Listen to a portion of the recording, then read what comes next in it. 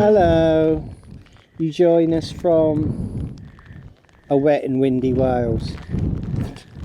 Yes. We managed to haul ourselves onto the boat and come over to Skomer, where it has done nothing but rain, hasn't it, Gemma? Yeah, since we've been here. We're wet through. We are soaking wet. Our gear has all got wet. We had all these plans when we came here to do these marvellous vlog from Skomer with all the we've got our awesome puffins. Joby little tripods to put in weird angles. Yeah, we were going to do wide angle level environmental shots, and basically the weather's killed us. The puffins haven't let us down. There's a record number of puffins here, 35,000 puffins apparently this year, so we were told. And to be fair, we've seen a hell of a lot of puffins. Yeah, we've got images. We've taken some pictures. We did suck our bottom lips in and I don't know if I did. And take some images. The only reason I feel slightly better is I've just had a Mars bar. Yeah, we've had a Mars bar. It's the football tonight as well. Yes. Italy. So yes. we'll Oh watch God. that in our hotel room, all warm and cosy, I reckon. This will be backdated. If we just show you where we are. Oh, it's getting cold.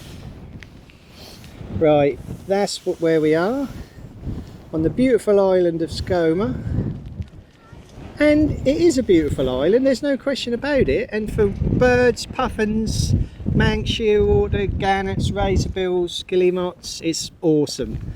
But we just were so unlucky that today was probably the worst day in the last week and the worst day all of next week as well. We've got other plans for tomorrow, and you have to book the boat now, and this was the day we booked the boat for. So we arrived last night and we went to Carew Castle. That's the place, Carew Castle.